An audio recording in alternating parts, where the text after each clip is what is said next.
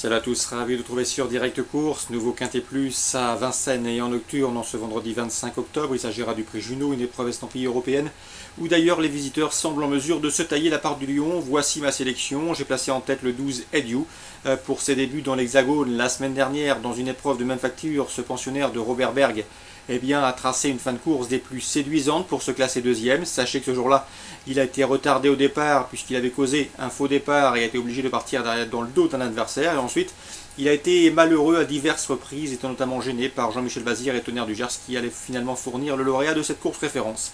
Donc ce numéro 12, Edu, est en gros retard de gain. Il l'a prouvé dernièrement. Il est présenté par Robert Berg, qui a d'ailleurs fourni le lauréat de la précédente édition, à savoir Nahar, qui allait 5 mois plus tard remporter la finale de l'Elite Lopp. Bref, ce numéro 12, Edu, me semble en mesure de s'imposer. S'il part sur la bonne jambe et correctement, il doit pouvoir mener sa tâche à bien. Je lui opposerai le numéro 9, Tony Boy, présenté par Jean-Michel Bazir. Le cheval, contrairement à ses deux dernières sorties, évoluera déférer les 4 pieds. Il retrouve également son entraîneur à son sulky. Bref, tous les feux sont au vert, il doit pouvoir refaire parler de lui.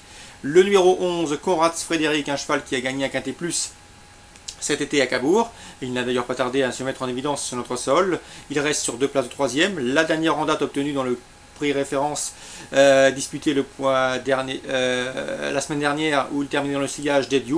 Une confirmation est logiquement attendue. Ensuite, j'ai retenu numéro 10, Vasterbo Chenkpoint, toujours présenté à bon escient en France. La preuve, il compte déjà 6 succès en 8 sorties sur notre sol. Il est aussi performant en corde à gauche que corde à droite, c'est ce qu'avait confié Dominique Lecneux après l'une de ses victoires avec ce pensionnaire de Peter Stropper.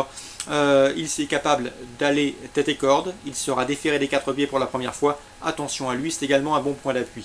Le 13, Trophée de Jabba, la sagesse n'est pas sa principale qualité, mais le cheval reste néanmoins sur une série de bons résultats. S'il est sage, il peut inquiéter les précédents cités, puisque la qualité de son engagement et celle de son entraînement, à savoir Jean-Michel Bazir, incline à la plus grande méfiance. Le 15, Beckman, qui a bien failli remporter un quintet plus dernièrement sur l'hippodrome d'Anguin, où tête et corde ils l'ont fait illusion pour le succès avant de plier sous l'attaque d'une pensionnaire de Jean-Baptiste Bossuet.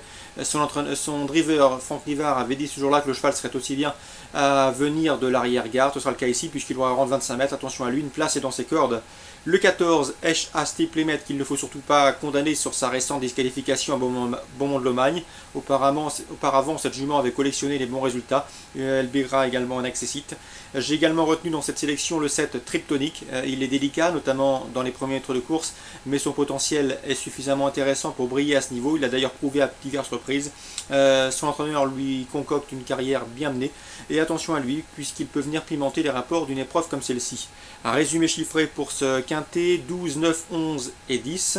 Derrière, pour les places, j'ai retenu le 13, le 15, le 14 et le 7. Suite du programme Vincennes. Dans la troisième, je vous conseille 308 Angibus, un cheval en retard de gain. Il est estimé par son entourage. Il reste sur 2 succès. Le dernier en date obtenu à Anguin. Le seul bémol, c'est que c'est un meilleur droitier que gaucher. D'ailleurs, la dernière fois, Anguin, il a eu un petit peu de mal à négocier les virages. Si ça se passe bien sur la petite piste de Vincennes, il doit pouvoir signer une passe de 3. Il a le potentiel. Le seul bémol, eh bien, ce sont les virages corde à gauche. Dans les temps forts de cette nocturne, la 4e, le prix Louis Cauchois, le premier groupe réservé à la classe biberon, à savoir les 2 ans, nous aurons au départ le doué et estimé brillantissime, le 408, souvenez-vous, il avait remporté ses 2 premières sorties publiques, dont une sur le parcours qu'il retrouvera ce vendredi soir. Et ensuite, dans le prix Faidra, il s'est montré fautif au départ, il faut impérativement le racheter. Il a déjà devancé bon nombre de ses rivaux du jour, et à mon avis, dans cette course, il peut reprendre le cours de ses succès. Je lui poserai le 409, Best of Sly, le 406, Big Catch Money, et le 404, Best of. Ces 3 chevaux ont formé le trio gagnant du prix Faidra, où Brillantissime s'est d'ailleurs montré fautif au départ. De ces 3 chevaux, ma préférence va au 406 Big Catch Money, puisque la dernière fois, Tyrell du Val d'Estaing ne lui a pas donné une course dure, et cette fois-ci, il devrait driver plus offensif. Le 408, Bolide des Guérons, irréprochable depuis ses débuts et dauphin de Brillantissime lors de leur début commun à Anguin, mérite également crédit. En résumé, dans cette 4e, je vous conseille le 408 Brillantissime pour la victoire. Pour les jumelés, je lui associerai le 6, le 9, le 8 et le 4. 408, ensuite le 6, le 9, le 8 et le 4. Petit mot également sur la 5e, puisque Grégory Laurent est une nouvelle fois confiant avec Verinax Marceau, un cheval que je vous ai conseillé à diverses reprises et à chaque fois il a répondu présent. Il reste sur une pléiade de podium, dont 4 à Vincennes. C'est un cheval qui ne cesse d'accuser des progrès. La dernière fois, il a très bien tenu sa partie dans le sud-est afin de préparer cette course. C'est un objectif. Grégory Laurent est confiant. Il se voit sur le podium. L'opposition principale, le 510 Vagabond du Mag, autre cheval de grande qualité qui auparavant s'est illustré sous la selle, mais il a également prouvé depuis qu'il était performant au trot attelé. Il vient d'effectuer une course de rentrée victorieuse à Chartres où ce jour-là il a gagné très facilement. C'est un bel engagement pour lui. Bref, un postulant au succès. 510, 507, Vagabond du Mag, Verinax Marceau, deux chevaux de grande qualité.